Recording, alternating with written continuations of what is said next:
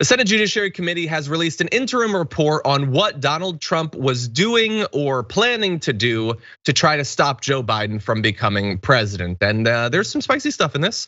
Days before he left office, President Donald Trump was weighing a last-ditch effort to force the Justice Department to do his bidding and overturn the election results.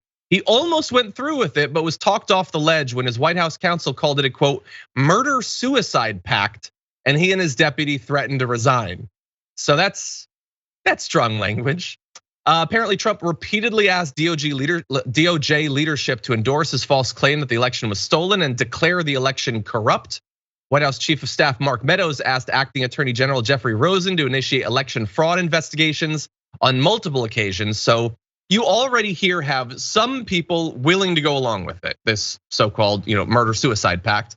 Others saying, no, if you try to do this, we will leave the administration and presumably bring their story to the press. Not only these high ups, but potentially more people in the DOJ. There could be these mass resignations. So we have a lot more details on this.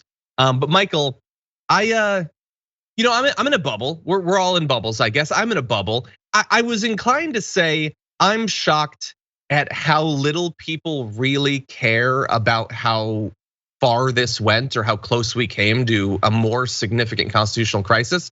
Am I right?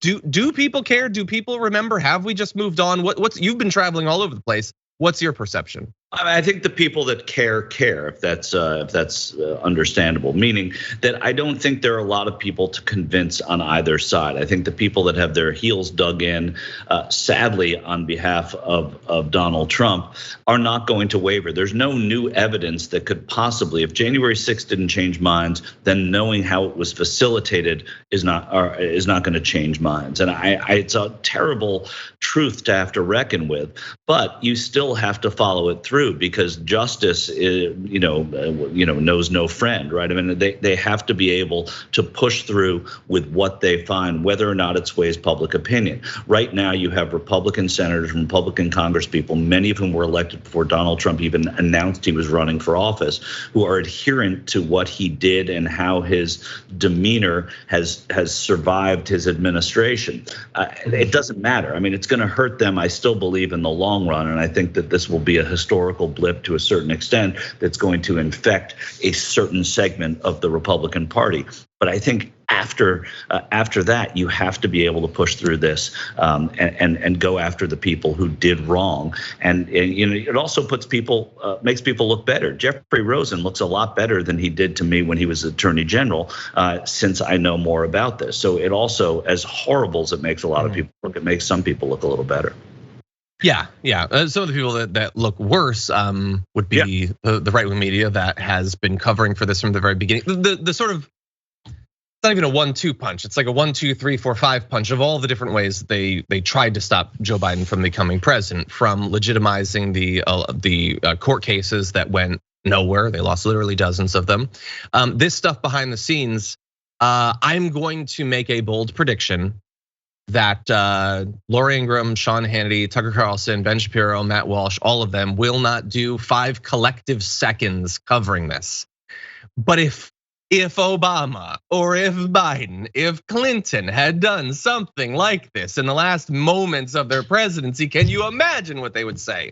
Now, if you were to pin them down and throw this in their face, they would say, well, it's different. And what's different about it is the election was stolen, which is of course frustrating because they have thus far, with about a year, have not been able to put together one shred of evidence that there was some sort of impropriety that materially affected the outcome of the 2020 election. But the assumed corrupt nature of the election has provided license not only for what we've found so far, and even if we find worse, if there's emails released of Trump saying literally, I'm gonna steal it and I need your help, like they wouldn't care. They continue to, like, I think it was who's the talking points guy? Charlie Kirk gave some speech like yesterday or 2 days ago where he said it was literally just people walking in to take selfies in the Capitol. Like that is how he is continuing to describe January 6th. And I get it, they're not legitimate, but they have a lot of people that believe them, and no amount of evidence is gonna fight back against that, and that's incredibly frustrating. considering the stakes. A Republican representative from Georgia is the one who said that it was just tourists being tourists, people going through being tourists. And there was very little blowback. There were some chuckles, but there was very little blowback except from some Democratic members of Congress. And, to go to your point about Fox News and whether it was Obama, I mean, we could whether it was Obama all day long about so many things. And it's not that there isn't a media that points out the faults of Trump, but there is a media that disproportionately defends him or ignores those things. And that is where the whole media bias thing has it wrong, that people that say that there's this left-wing media bias.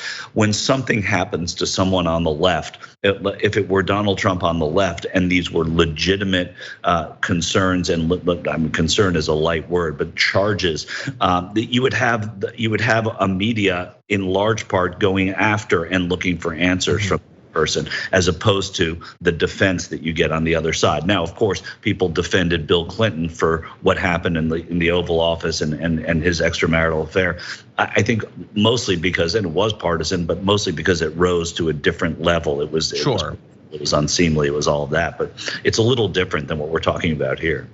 Exactly. Yeah. And look, I think that I can't speak for everyone. There are crazy people out there, but I think that there is a level of consistency there. Donald Trump has, in terms of scandals like this, the most substantive level of scandals, the Ukraine and all of that, the election challenge. He also had the scandals around extramarital affairs. Who was Rashida Tlaib trying to impeach him over the affair? No, nobody was trying to do that. Now, the hush money payments that seemed to be campaign finance violations, there were certainly talks about that. But we do actually focus on the most substantive parts. Now, that said, I want to make sure that you know as much as possible about what has been revealed. So we're going to push through a little bit more of what's been released in this interim report. So Jeffrey Bossert Clark, a Trump ally, told Rosen he would decline Trump's potential offer to install him as acting attorney general if Rosen agreed to publicly announce that the DOJ was investigating election fraud and tell key swing state legislatures they should appoint alternate slates of electors following certification of the popular vote.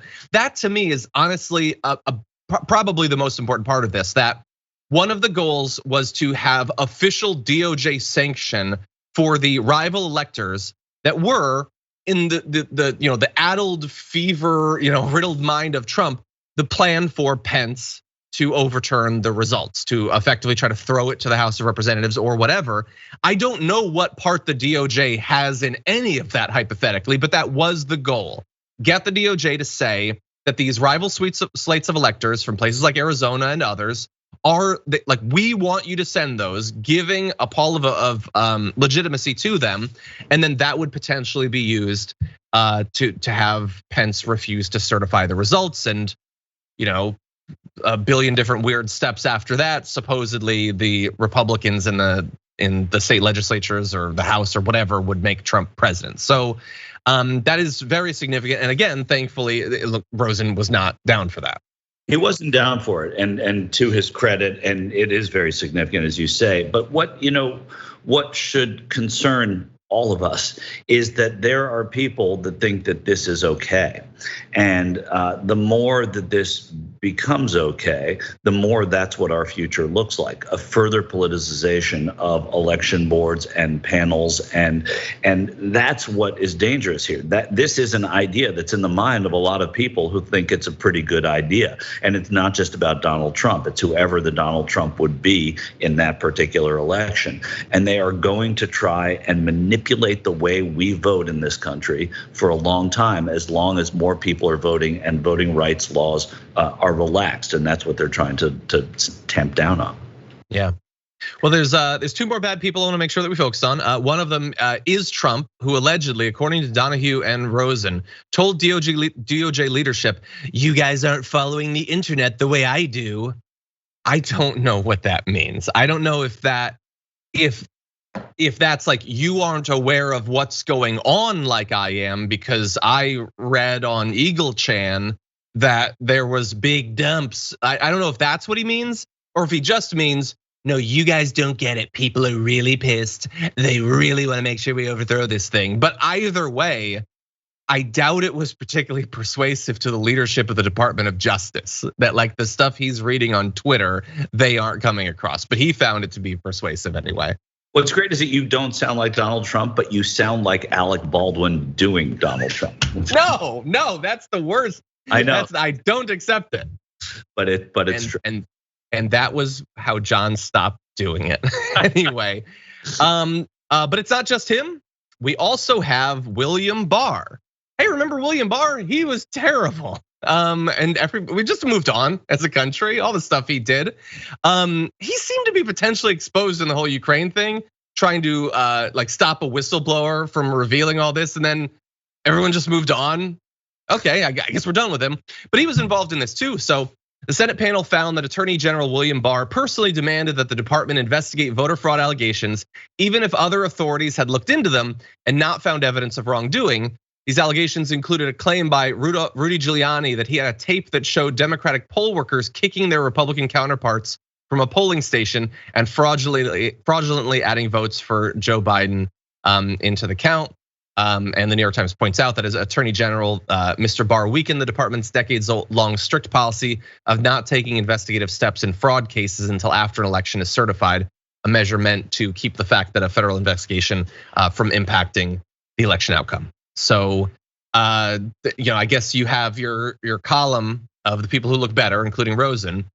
William Barr, I hadn't really heard too much about his involvement. In fact, I can't be specific, but anecdotally, it seemed like he was presenting himself as standing against the election claims in December, if I remember. I don't know. What's your memory of that? Yeah, that's how I sort of pictured it. The public face. I think, and I would have to look at the timeline of when he started to appear that way to me, and I guess to you as well. But it may have been when a certain number of court cases had already failed, and he realized it was a sinking ship. But he may have, and apparently, according to this, and if this is accurate, he was as bad as the rest of them, but he just got off the boat a little sooner. Yeah. Well, a couple more details. One, Dick Durbin put out a tweet following the release of the interim report saying this report reveals that we were only a half step away from a full-blown constitutional crisis as Donald Trump and his loyalists threatened a wholesale takeover of DOJ. As chair of the committee, I can promise that we will continue to investigate this matter, which this is an interim report, so yes, presumably that is going to happen.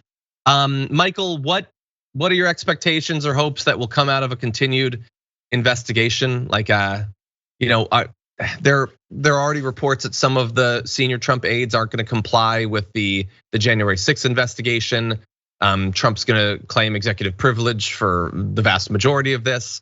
Do you expect anything to come out? I do because I'm an optimist, but I also think it's important. I don't think that, look, he was impeached twice and he survived those impeachments. He is a former president. I think this is about doing the sort of non-sexy work of politics, which is making sure that there are safeguards against this happening and that people pay for it who were part of it. And I don't think this is going to be, there's going to be some big moment where they start parading former officials into jail or in front of like doing perp walks in front of loads of media. I don't think that's what you're going to get here. But I do think that you're going to have somebody like Dick Durbin saying that they are going to see this through. And that's important. It's important that it not just die on the vine, and whether or not it shows us, look, it's important to me that these people pay for what they did, but it's also important that they get to the bottom of what happened and there are attempts to punish these people. And I think there's going to be criminal threats actually against these people for not testifying. Okay, well, I will definitely be down to see that. But you brought up the safeguards against this happening again, because there's two different focuses that you could have, or both. One is making sure everyone knows exactly what happened. I think people should know. It seems less and less every year that it matters that people know or that they care to know, but I think people should know what happened. And then there's also the stuff in the future. So what is the likelihood that in 2024 we're going to experience the same thing, or worse, a version of it that actually succeeds in overthrowing an election? For more political news, breakdowns, interviews, stories of activism, and me trying my hardest to care about the occasional big celebrity news story, subscribe to our YouTube channel at youtube.com/thedamagereport. And you can ring the bell wherever it is so you don't miss anything.